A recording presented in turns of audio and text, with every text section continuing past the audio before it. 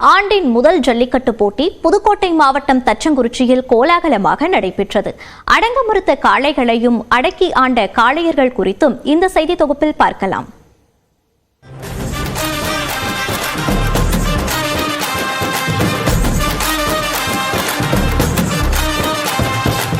புதுக்கோட்டை மாவட்டம் தச்சங்குறிச்சியில் நடப்பாண்டின் முதல் ஜல்லிக்கட்டு போட்டி விமர்சையாக நடைபெற்றது.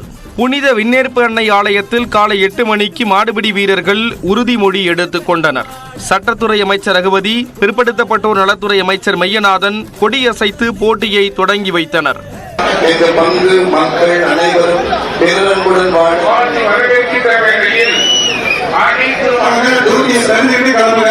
நம்முடைய அமைச்சர் பெருமக்கள் மாவட்ட செயலர்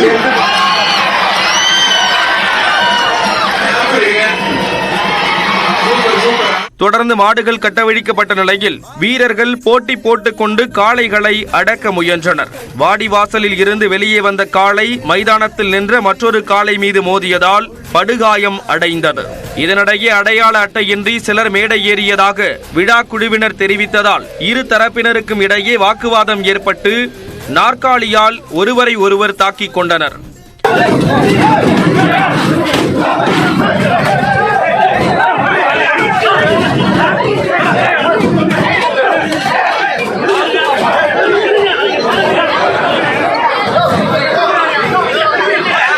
ஏறி வந்த காளையர்களை அசாதாரணமாக தூக்கி வீசிய காளைகளால் 60க்கும் மேற்பட்ட மாடுபிடி வீரர்கள் படுகாயமடைந்தனர்.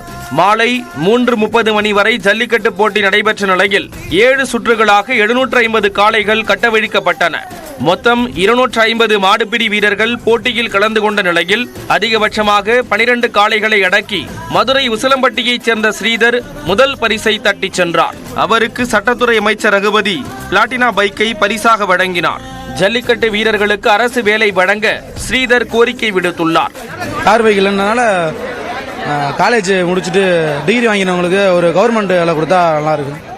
அதேபோல் முதல் பரிசை தட்டிச் சென்ற வத்தனாக்கோட்டையைச் சேர்ந்த காளை உரிமையாளர் முத்துசாமிக்கு அமைச்சர் ரகுபதி பல்சர் பைக் வழங்கினார்.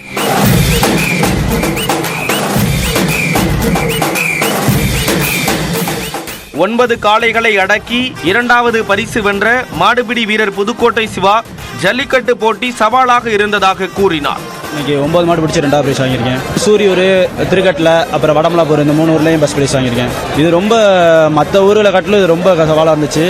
விறுவிறுப்பாக நடைபெற்ற ஜல்லிக்கட்டு போட்டியை 5000த்திற்கும் மேற்பட்ட பார்வையாளர்கள் கண்டுகளித்த நிலையில் 100க்கும் மேற்பட்ட போலீசார் பாதுகாப்பு பணியில் ஈடுபட்டனர்.